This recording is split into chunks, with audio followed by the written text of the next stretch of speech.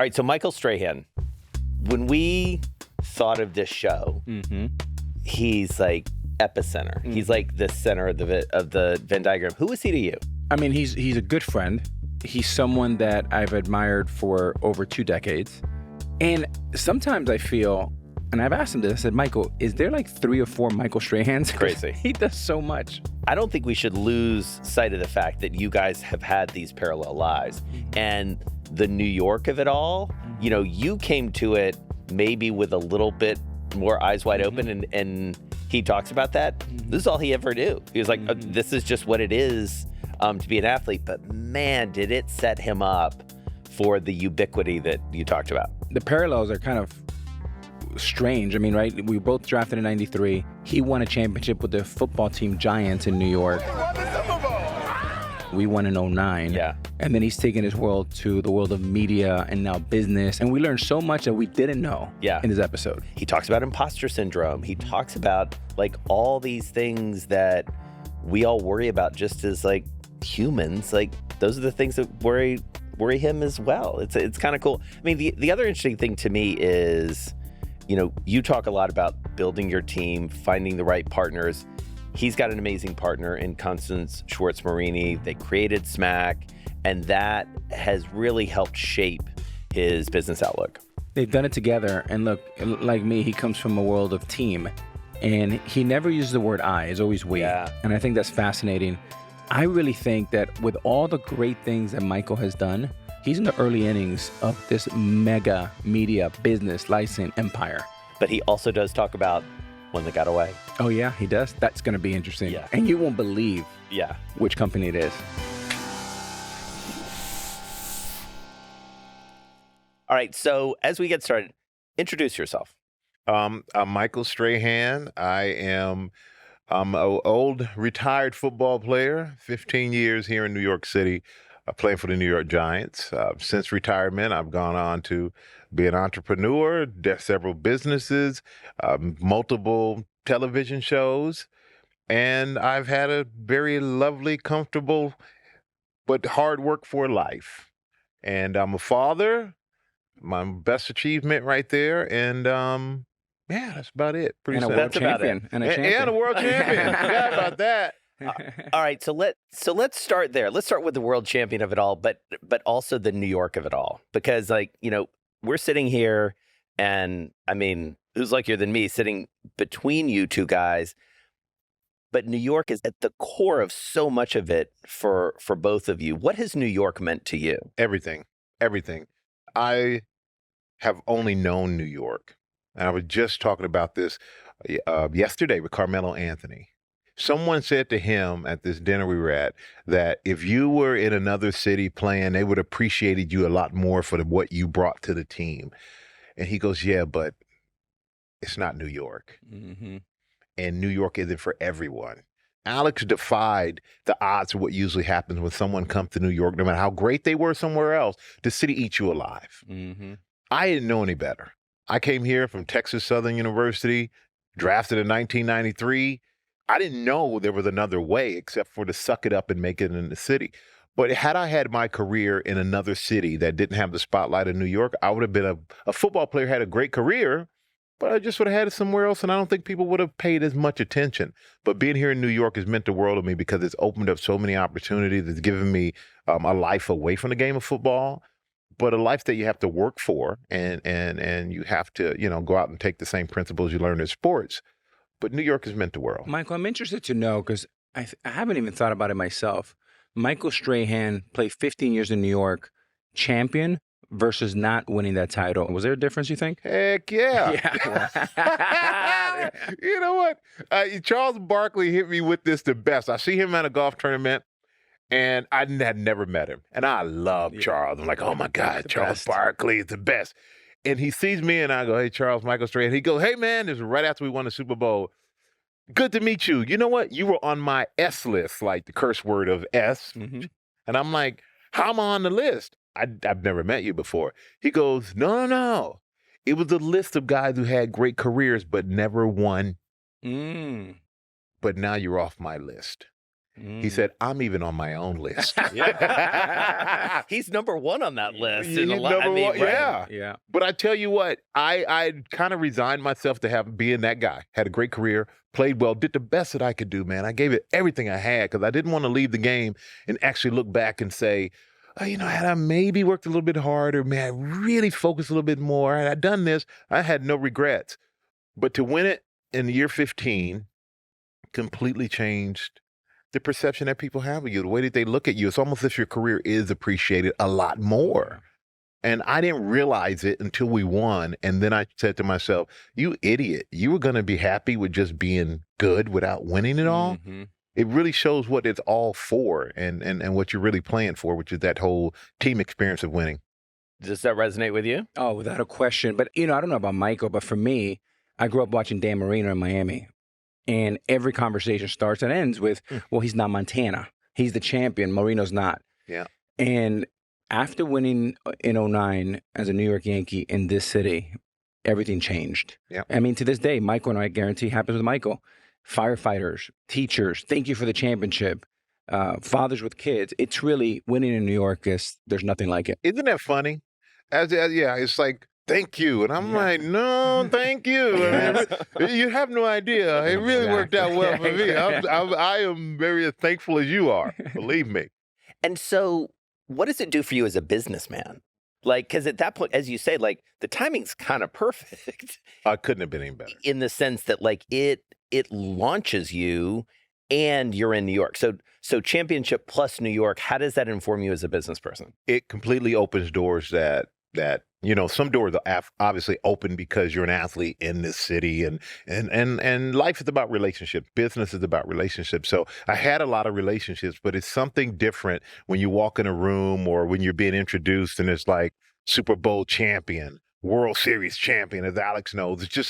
It's like somebody walks in a room full of great actors and this is an Oscar winner. And that's what it's like when you win a Super Bowl, when you walk into the room and it's like, you bring back, if they're a Giants fan, an incredible memory for them at some point in their life if they watch that game, because that was, my opinion, probably the best Super Bowl ever played. Undefeated Patriots and Tyree and Eli doing the unthinkable to help us win that game. And I just think that adding that little Super Bowl champion onto the end of your name or some title card opens up so many more doors than just saying, yeah, he played for the Giants. Right. I was so disappointed when he retired because I wanted to watch more Michael. And I think Michael could have played 3 or 4 more years. At least everyone thought so. And I just thought it was courageous, bold, and smart to leave a few years early than a few years late. You always want you to want more. Yeah. And the crazy thing is, I've been playing in, God knows, 15, 16 seasons. And I'll walk down the street. Oh, you look like you can still play. You going to come back and help us? I don't know if they're joking, but they're feeding my ego. I can tell you that. And I'm like, no. And I wake up in the morning and take one step out of bed and go, I don't know if my feet could hold up to the damage out there anymore. But when they do that, though, when people come up and say those things, it makes me know that I did it the right way. And so when you choose that timing, is that a business decision? I think it was just for me, it was a gut heart decision. Had we not won the Super Bowl, I probably would have said, let me see if we can get there. We were close. When we won it, I just decided, I don't know, at one point I just kind of had the epiphany of 15 years playing in this city, putting everything I had into it.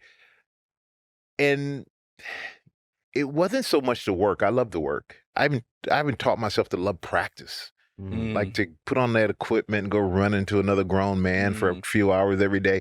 I taught myself to love it. I love the sprinting, the running, the being in shape, the walking out of that tunnel and 80,000 people are screaming or they're booing for you, against you. I loved every bit of that. But after we won, I had nothing else to prove, to myself at least. And I had never really had any major. I tore my pec muscle. I had my thumb repaired. I had a wrist scope. Outside of that, 15 years, I never blew out my knees, nothing. Hips are good, everything. I banged up everything, but I felt great. I didn't want to limp away. I wanted to walk away.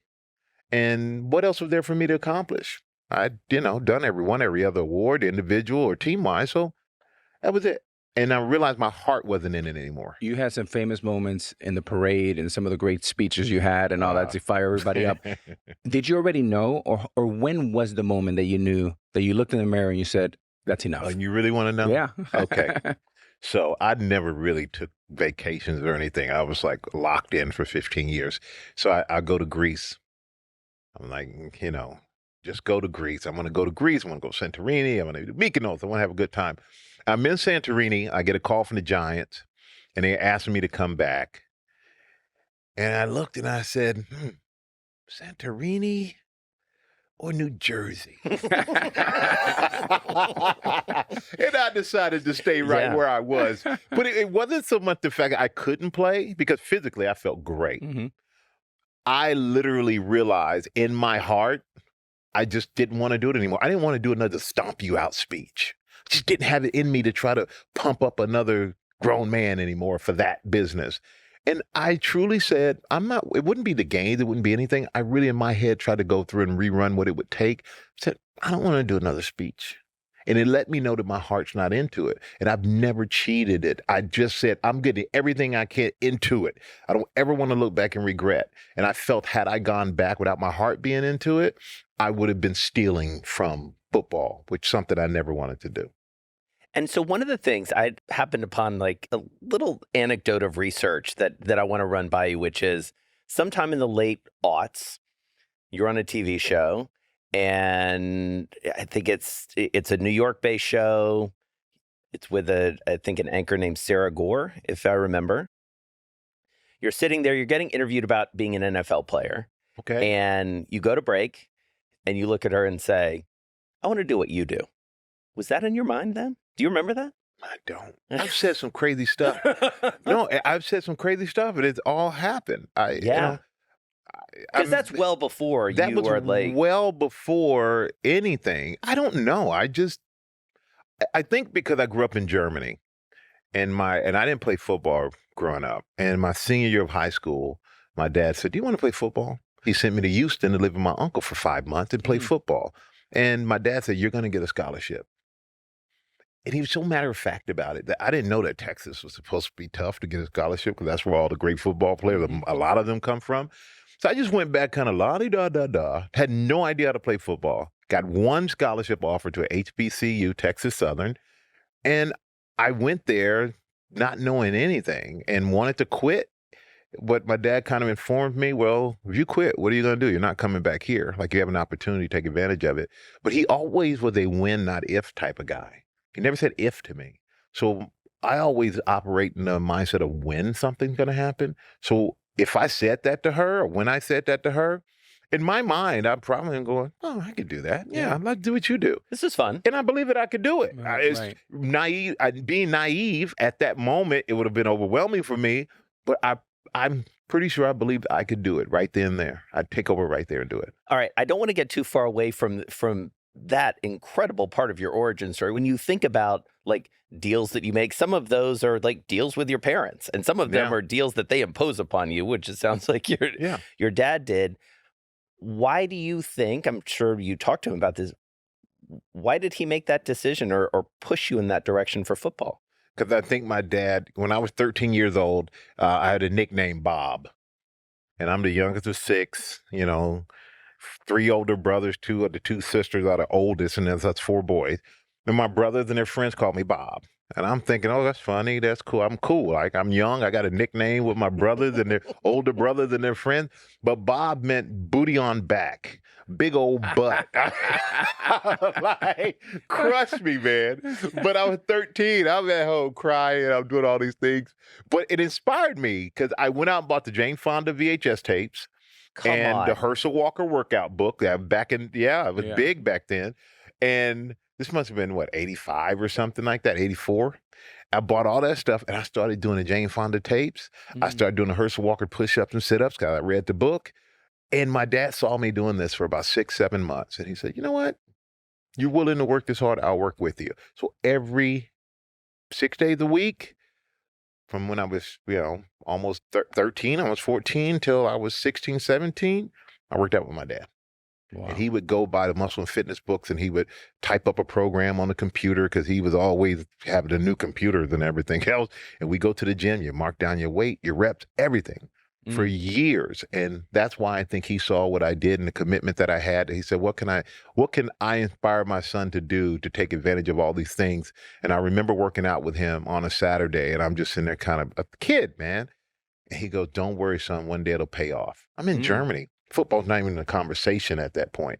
But he had a plan and he saw something in me that at the time I didn't see it myself. Because he was a boxer. He was a boxer, yeah, all-army boxer. Yeah. Said he fought Ken Norton twice. Ken Norton was in the Marines. My dad was in the Army. And according to my dad, he's 1-1. I don't know. You beat the heavyweight champ of the world, but he claims he's 1-1. When I look at your career, Hall of Fame career, world champion, and then talk about a wild pivot, right? Yeah. My question is, did you ever dream that big? What's the easiest, the best part, and what's the toughest part of a job like that? Because you're not talking about football. You're talking about real life stuff. Well, I almost forget I play football. Unless I go to like my man cave and I see things, I don't think about football. And it's really, yeah. I watch it now at Fox and I'm like, I'm looking at guys get hit going, who's dumb enough to do that? Then I realized I was dumb enough to do that for a long time. Yeah. But you're just young and you're in the middle of it. But it has been such a pivot in a sense that, physically, obviously, but mentally. Because I realized a long time ago that being a football player or an athlete, you can get into a room. But once you get in the room, you have to prove that you belong there and that you deserve to stay there. That's right. People will take a meeting with you. Everybody wants to take a picture and show their kids they hung out with this athlete. But what keeps you in the room, right? It's your talent. It's the talent that a lot of people don't see or don't think you have because they've only seen you in one way. And for me, the biggest pivot was getting out of my own way. Telling myself that I'm more than just a football player. Because I remember going into these meetings thinking, oh, I'm just this football player. They're just going to see me as this football player. And a friend of mine said, well, they're going to see you how you see yourself. And completely changed my mindset. And I mean, another speaking something into existence is I'm a guest. That's why we won a Super Bowl on Regis and Kelly. And at the end of the interview, Regis said, what are you going to do next? I said, well, I'm on a show right now, Kelly and Michael and Kelly, if you decide to retire. I said this. And on the air? On the air, yeah. Are you serious? Wow. And that's why I thought that's where you were going the first time. It was something else I said, which is crazy. I try things. If it doesn't work, I don't look at it and say I completely failed at it. I try it. If it doesn't work, I learn from it and I find something else. But I think doing GMA now is so intimidating because I was coming from sports and now I was coming from entertainment, light, fluffy stuff to now talk about real world issues in the news. It's intimidating. But just like being an athlete and everything else you want to do, you learn. And I study. Like I just don't sit at the desk and let George do her thing and Robin or Howie, Terry, and Jimmy. Like I'm studying each one of them, studying Terry Bradshaw, the way he tells the story, the way he talks about stuff that's not even sports related, but brings it back to football. I'm looking at George and tell how he's very direct, and there will be a whole script of things, and George doesn't waste time with a lot of words. He gets straight to the point. And I literally told him the other day, George, I like how you get straight to the point, man. I am trying my best to figure out how you do that so I can do it myself. But it's like those little things. It's just not being there and just saying, okay, I'm satisfied, but it's being there and constantly being a student of what you're doing. And that has really helped me in every job that I've done, especially helped me at GMA. But I think everything for me has happened in the right order.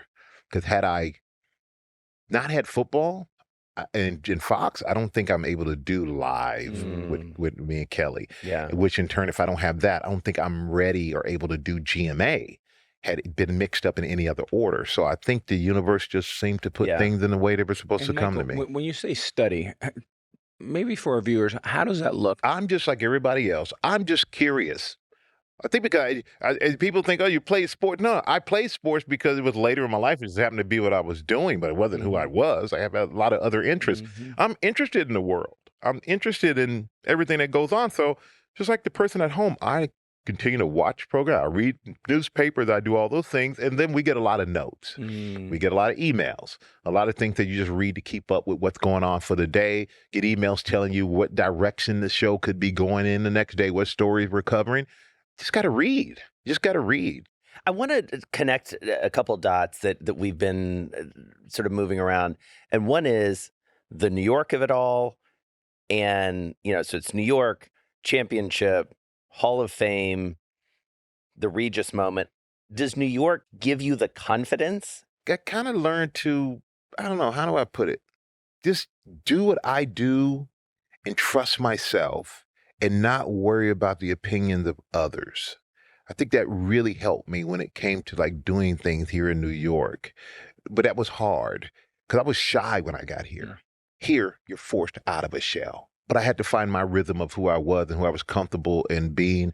And being in front of a camera doesn't scare me. Right. I'm more shy away from the camera. Like away from the camera, if I don't know people or whatever, I'm kind of quiet. I kind of sit in the back, I observe. I'm cool with that. I don't need to walk in a restaurant and let everybody know I'm there. Right.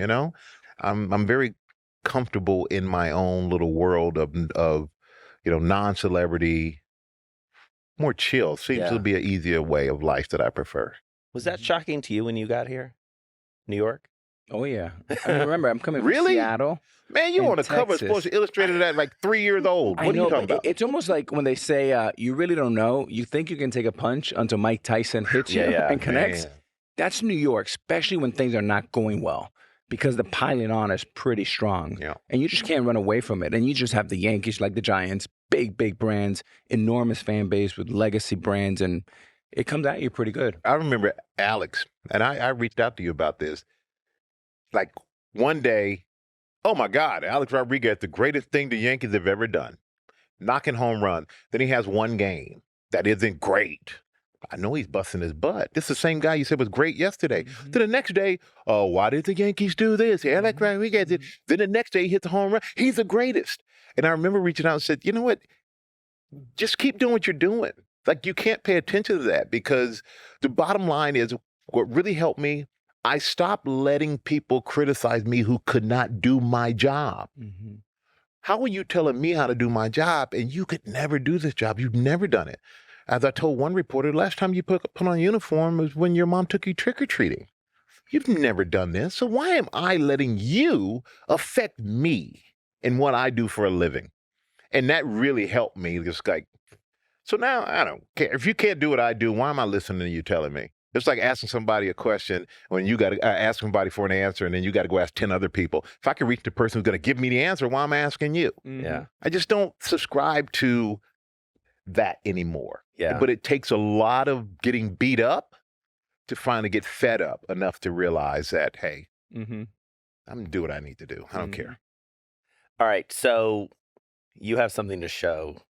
Uh-oh. Anytime y'all got something to show, I get nervous. Oh, boy. Oh, you're going to do that one? All right. Sure. Yeah. That's what I'm talking about. Well, you know what we do? We have a collaboration with Starter. It's great to be able to have a different venture, a different outlet. For me, I've always been, in the fashion, and but this is kind of a full circle away from my, suit line and athleisure line and underwear and everything else. It feels like everything you've done in apparel, JCPenney, Men's Wearhouse, this is not with, apologies to the best, those high-end brands, Hermes or whoever. Like, that's a conscious decision, it feels like, those partnerships. Where does that, tell us more about that. Because it's me. I think everything I do is authentic, right? I don't do anything that does not fit me. I don't wear a suit that I don't make. Our fabric. I would touch every tie, every shirt that we make just to make sure it was what I would wear. I don't want to have a customer come up to me or somebody and say, well, I bought this and it's not what you said it was going to be. I'm like, no, I'm wearing the same thing. Hey, check this out. And trust me, I have a great appreciation for Hermes and all the other brands. Trust me, I really do. But I just think that I know what I'm comfortable with. Yeah. And what I'm comfortable with, I feel like, there's a big part of America that would be comfortable with that as well. But it's also about making sure that people have what they want look a certain way that they want to look, feel a certain way that they want to feel, because I'm a big believer that the way you dress, it's a confidence booster, a builder. It's something that they can afford to do. And it's something you can afford to do for your kids. Yeah. Instead of, the world's expensive enough, and I do my best not to add to that. So how do those deals come about? Like, what's the origin of, getting into the apparel business? The apparel business, the origin was I was wearing suits every day. I'm on live. Then I was on NFL. So 6 days a week, I am literally in a suit. And we went over to Peerless, the suit manufacturing company, and said, hey, got this idea. We want to do a suit line. We want to do something that's authentic to me. And to be honest with you, we didn't have a big budget to do it for the show, so why not make our own stuff? And Peerless brought in JCPenney, and we sat down in a meeting and said, hey, this is the idea, what we have, and if we want to partner with you guys, if you'd be interested. And one of the reasons I think that they jumped on it immediately was, one, I think the audience that I had built from football to live. Yeah. But two, when we were in that pitch, and I was in there with my partner, Constance, Schwartz, who I call the boss, but I pitched it.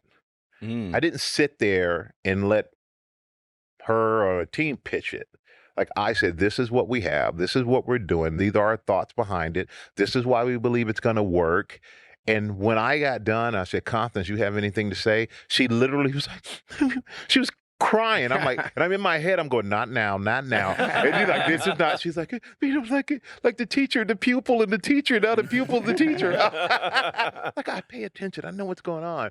But it was just in a real moment. And they said, yeah, because they saw the passion I had behind it. I just wasn't going to say, put my name on it, put my face on it and let it, and just throw it out there.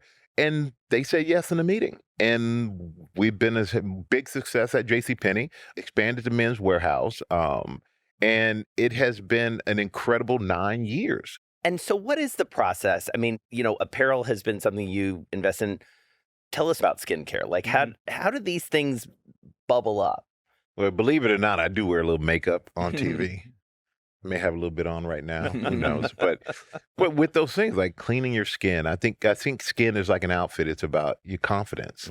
It's that outward appearance means a lot. So, but we realized that a lot of men don't really do anything outside of taking face soap or letting the water run over their face and go, okay, I'm good. And that's just not enough as far as long-term skincare. So we kind of came up with a very easy system, and very easy steps. Take you to brush your teeth, and you can take care of your skin. And that was important because I need to do that. So listening to you talk, and I've watched this guy now for a few years do this too, feels like you like the deal making. I do. It's Why? addictive. What is it? Because it's competitive, and it's I love the teamwork part of it, to be honest with you. I love to see other people on the team have something they're passionate about and excel at it. I love being a part of a team and like bringing people together and watching everything grow and watching them grow in the process too. So Jason, as we were prepping for Michael and Constance on this podcast, everyone would ask me, tell me about Michael. Tell me about Michael. I say the same thing about Michael that I do about Irvin, Magic Johnson. And what I say about Irvin is he's exactly who he is. Camera on, off. You text Michael, as busy as he is, or email him, you're going to get something back usually within an hour or two. Even if he's busy, he's like, hey, I'll call you at the end of the day. I'm running around. And that's the reason why when it comes to reputation and building businesses, he understands that part, which I do think some of our colleagues forget that a little bit because they haven't practiced that type of behavior. So, but it's a learned behavior. I mean, got to learn it. And like for me, I just want to be the same. Consistency to me is a big thing. Consistency. But and Magic's done an incredible job. And Magic is our mentor, right? He's the king, right? Yeah. We're following his footsteps. But Jason, you appreciate this. When I retired in 2016, one of my first calls when I joined Fox was Michael. Yeah. And I said, Michael, I'm going to need your help. I'm going to lean in. And he gave me just simple but great advice, right? And I think he said, okay, I'm going to help your media. You got to help me in business. Yeah, exactly. And now he doesn't need anybody's help. He's the thing, that. but this was the interesting thing. And speaking of Magic, I heard about Magic. I heard this last night as well, that when Magic was playing for the Lakers, Jerry Buss kind of took him under his wing, obviously. But Magic got the telephone number of everybody who sat in the front row of the arena. and personally called each and every one of them to ask them, like, what did they do so that they can basically afford those seats No way. with at the Lakers, and really built relationships. And he was the first athlete, I think, who, and Jerry Buss was one of the owners who, well, I guess was that open. Yeah. Because I think back in the day, I don't think ownership was as open as they are now to helping guys in business or being in business with guys. Yeah. But Magic was the one who kind of showed that there's more than one side to an athlete. Yeah. That's what we do at this moment. But I was 36 when I retired. What did I do? I could have moved to Florida and played golf all day like my buddies and did nothing else, but I can't imagine that life. Like, you're so young, you have so much more to give, and that sports was just one small part of your life. And so, speaking of Fox, Alex, I mean, I think that, first of all, it's a commonality, as you mentioned. The willingness, the ability, and the decision to stay close to the game in that way. I know you've done it, Alex. Where does that come from for you? Football is like some of the best memories of my life. I mean, and I love, to me, doing the Fox NFL show and being there with the guys on set. It's my highlight of my week. And I fly cross country every week for it. Yeah. And everyone goes, "Are you tired of flying?" I'm like, no. There's never a Sunday, and I swear to you, 16 years, there's never been one Sunday that I've showed up in that studio, and we're there at 5:36 until usually 5 p.m., that I've got there, and I was like, oh, man, I can't wait to go home. Ever. It is so much fun, and that's like my locker room now. Because the biggest thing about sports that you miss isn't, I mean, obviously you're making a lot of money, but I don't miss that because there are other ways to make money. I miss the guys. And these are my guys now. This is my new locker room with no egos because we've all accomplished everything we wanted in the game of football. Now we're here to have fun. This is gravy. Yeah. Yeah. How do you get yourself in the mindset to be, and you alluded to this earlier, to be critical but fair, to bring insights to, people like me who never played the game? Like, how do you approach that? Well, I think the business of being an analyst is just saying what you see and doing it in an honest way without ill intent, without maliciousness. I don't say, well, I can't believe this guy played like this. He's making all this money. What does that have to do with anything? Like, nothing. Let's talk about his performance, right? And let's be honest about his performance in a way in which you can you could tell that I played the game and I understand what position he's in. And to what I got to portray to the audience, the way I felt about it is, I've been in the locker room. I've been up 21 and lost. I've been down 21 and won. Like, what are the emotions? What are the feelings? What's going on for the team on the winning side? How the team on the losing side feel when things start to go against them and they just can't stop the tide from rolling? Like, I need to convey that to the audience, the feelings of things that they just can't Google on the internet and get a feel for, or a stat. I mean, of course, you use stats here and there, but for the most part, stats mean nothing. It's a game of emotion, and that's what you want to get to the audience. And that's the one thing I had to learn. And my little buddy Jay Glazer, of all people, wasn't one who really taught me that, because I was doing the typical, well, they got to do this and that. No. And he goes, Michael, people, they can find that anywhere. Tell them what it feels like in that locker room. You were in that locker room. That's why that's how you set yourself apart. How did you know that you had it? What was that moment for you? I didn't.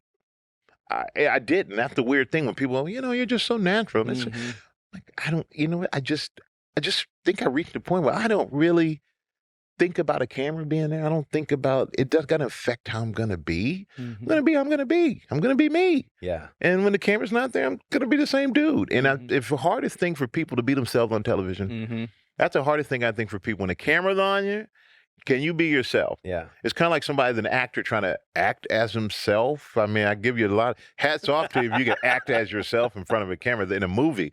But I'm just me. I don't think about it. I don't get that serious about it.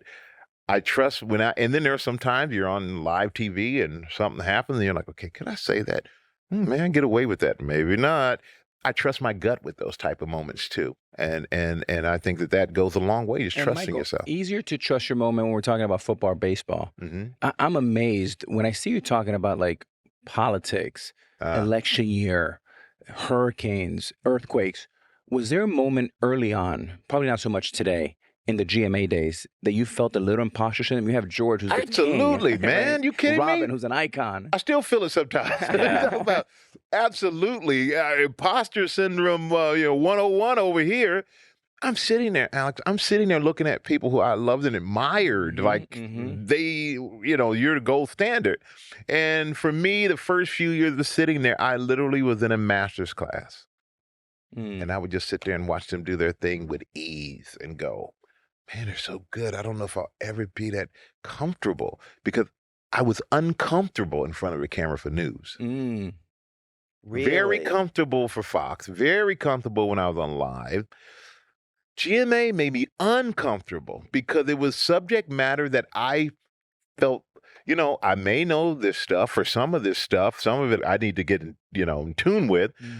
But I felt, do I really belong here? And I had a boss of mine who said, hey, you know what, Michael, the world's changed. People want to get their news delivered in different ways from different people. It's not the traditional sit there and, I'm going to tell you what you should think. Walter Cronkite. Yeah, not that anymore. It is, you fit what people want to hear, who they want to hear it from. And you just need to believe in that and believe in yourself. And yeah, man, I just felt like an imposter for a long time. But now I feel as comfortable there as I felt on any other set. One thing you learned from Robin and one from George, because I'm big fans of both of them. The one thing I've learned from Robin, that I belong. I was on the carpet. I'm over here for live, getting ready to interview celebrities who are coming soon. But she looked at me and she goes, "You're nervous, huh?" I said, "I am scared to death." She goes, "Michael, I came from sports too." When she said that, I was like, I forgot. Like, Robbins has just had such an incredible career and transcended so many things. And that was the one thing I learned, gave me the most confidence in the world with that. And with George, I've learned with George, be consistent. George is George. He's always going to be prepared. He's always sharp. He's going to challenge people who say things that should be challenged. He's not going to run away from a challenge because someone's supposed to be his friend or he doesn't want to hurt a feeling. George is going to get and ask the question that should be asked. And he's going to do it in a way that I hope to one day be able to do, which is just with this straightforwardness and its honesty in a level which you got to respect. And I think that's why he gets so much respect from everyone, including myself. You've talked about, identifying things you want to do and then they materialize. How do you think about the future? Kind of crazy. I do think about a little bit more about the future now than I think I probably used to think about. I think because my kids are older and, freshmen in college, and it makes you go, all right, what am I going to do? Do I want to work for the rest of my life, or do I want to go hang out with my buddies and play golf like it seems like they're doing every day? And I think there's a fine line between the two of them. I don't think I'm able to sit idle and do nothing. That would drive me mad. But I do think that there's a way in which I can figure out another avenue or something that I have not done yet that I would love to try to figure out and conquer a little bit. And I think I'm finding my way, and kind of in a vein of Alex, the sports fund. I'm doing with our good friend Mark Lazary, and so I think that's something I'm very interested in, very passionate about, the business side of sports. Investing, very passionate about investing. Well, let's talk about that, because I do think, obviously the show is called The Deal. What are the opportunities to do that for you? Because sports is I dare say, you guys came up literally parallel. It is a very different ecosystem than it was in the early 90s. How do you view that from a deal maker's perspective? Well, I think a lot of my deals are so far removed from the sports. This is a sports fund, and we would do things around sports, and we have. But I think on a personal note, as far as my investing, it's full gamut. I'm just an open book to solid investments, to be honest with you. And I have several investment vehicles I invest through. One is a group of 8 friends, and the other one's a group of 3 friends. And we find deals. We get deals come through each of us because we all have very different careers, but some in tech, some in finance, myself in sports, but we all get so many opportunities that come our way that we'll vet it together. And then we decide if you want to invest or not. But we have a fund that we do that with, and they have one that's a smaller fund, just 3 of us. And those are smaller investments that probably can't take as much capital as the others. So the 3 of us will do it or divide it or figure it out in that way. But the gamut of investments, it's, I think we invest over 30 companies. Yeah. Is there a deal that sticks out in your mind? One that either I saw that, I knew it was going to be amazing, or wow, that turned out in a way that I didn't anticipate. I mean, is there one that the one deal that I've balked on, and I think about it every time I play golf at Bel Air Country Club in LA, because I walked past the guy's house. Young guy calls me up, and I hadn't met him in LA, and I was living out there, and he said, I want to have a meeting with you at the Beverly Hills Hotel. Great, cool. We'll go over there. We're having lunch, and he's telling me about this business that he's working on with a few of his friends. He would love for me to invest and everything else. And I'm looking at him and I'm going, what year is this now?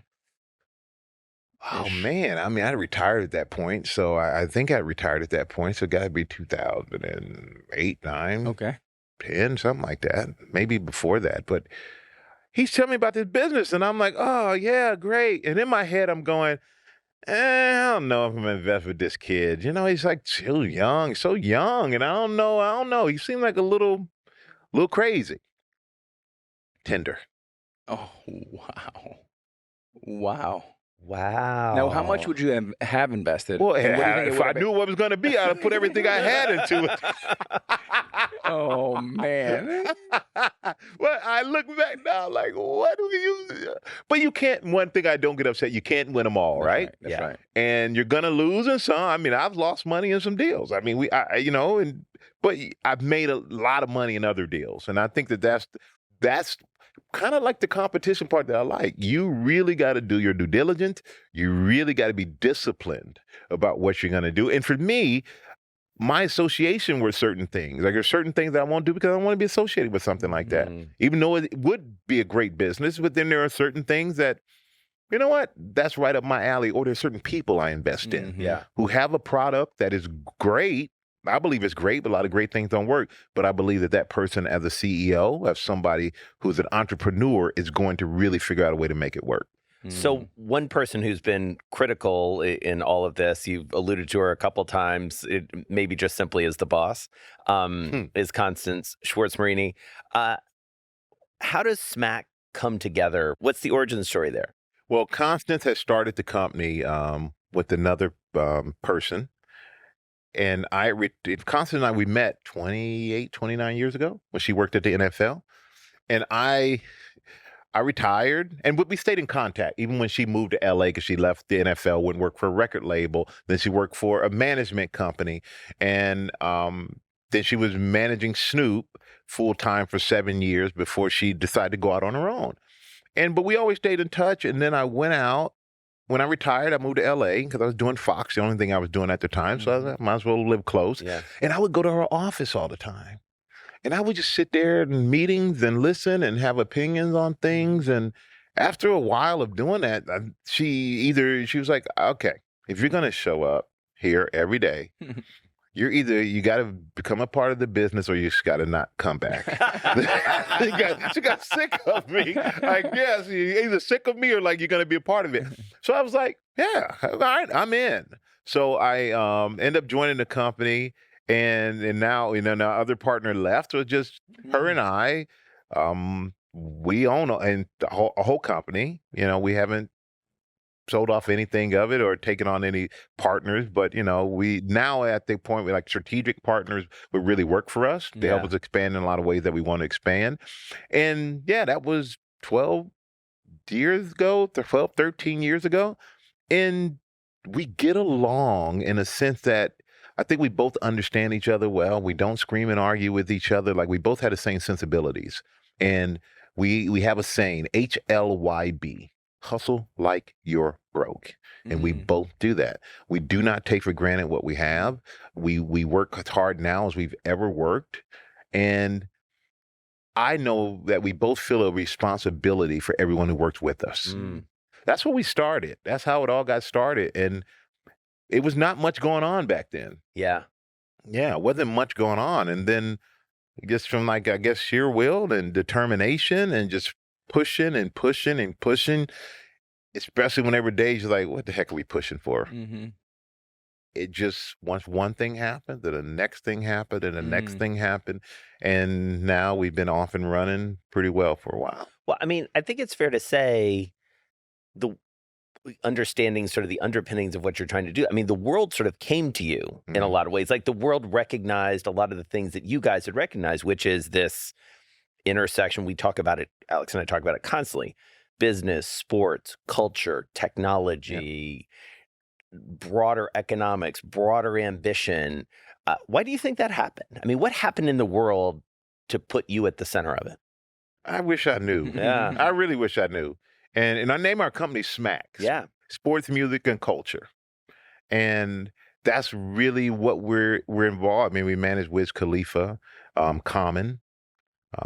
And on the sports side, it's myself, it's Deion Sanders, Shiloh Sanders, Shador Sanders, Travis Hunter, Kurt Menefee, Aaron Andrews, the Garcia twins were the Bella twin wrestlers. I mean, we go through a full gamut of different, Tony Gonzalez, just a full gamut of different type of people with different types of skill sets. And we're about working with people we want to work with, people who have the same, hustle and drive and ambitions that we have. Because a lot of work, basically manage someone's career and try to build a career, like build a business off of their career, which is something that we take a lot of pride in, is being able to come up with the Wear by EA, Aaron Andrews line with NFL, NHL, NBA, and be able to create something from an idea and actually make it a business, not pass it off. Yeah. And we have a small but mighty team. And I just think, universe works in mysterious ways, man. I don't get it. I really don't.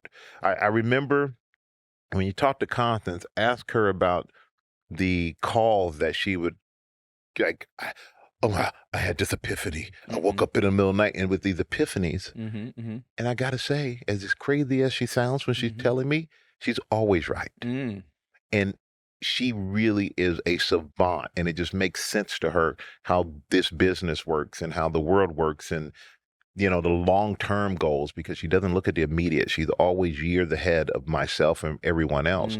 When my dad left off, as I got grown and moved to New York and my parents were in Texas, Constance has picked up and has given me that confidence of like when and what's next and believing things are going to happen where my dad left off. Yeah. So look, there's a lot of young people out there that want to be the next Michael Strahan. Like, knowing what you know now, what advice would you give yourself at 21? And our young viewers that want to be like you or something like you, what advice would you give them? Boy, there's a lot of advice. I literally woke up this morning and I was like, man, it's early. I got to bed a little late last night. Started watching one of these series, kept me up later than my usual bedtime. And I got up and I said, man, I'm tired.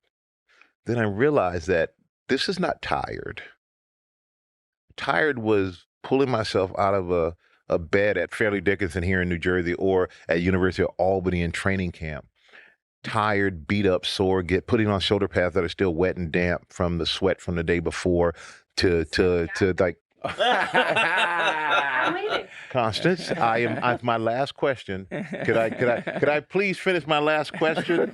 Is that okay, boss? All right. I'm in here singing your praises, by the way. Well, that's a shock because you never say that. The boss. All right, boss, could I have 1 minute? You want me in or out? Yeah, you go that way. There's a seat right there. Yeah, go through there. You can have a seat right here. We're going to get to the background. But then I realized that, man, I look at now and I go, it's a lot of work. For anybody that's out there who's young, it's a lot of stuff you're going to have to go through and do. Times that you don't feel like doing anything, but you're going to have to find the strength to do it. And there is no substitute. There is no shortcut to success if you're not with it. Hard work is the key to success. Relationships are the key to success. Being nice to people. Like treating people, making people feel valuable. I don't care what your job is here on set. I don't, whatever show I do or I don't say people work for me, they work with me. But I believe in making everyone feel they have a value, no matter what their job is. Because if you do that, they will do everything they can for you, for your organization, to make it be the best it could be. So treat people with respect, treat yourself with respect, work your butt off, and be open to say yes, and don't care if it doesn't work, because you're going to learn something that's going to help you down the road. And that has really been my whole life lesson. And get yourself a great partner like Constance Schwartz-Morini, who I'm scared of because she's behind me. So I got to say all these nice things about the boss. She is so lovely. Cannot wait for you two to have a conversation with her. Did he do okay? I mean, he forgot the part talking about treating everyone with respect. He should treat me with respect. I do treat you with You know what? She's coming in hot. She's coming in hot. We're ready for it. We're ready for it. Thank you so much. Man, for doing thank this. you. That was Michael, fun. thank you so much. Alex, Thanks love so you. much. Thank you, brother.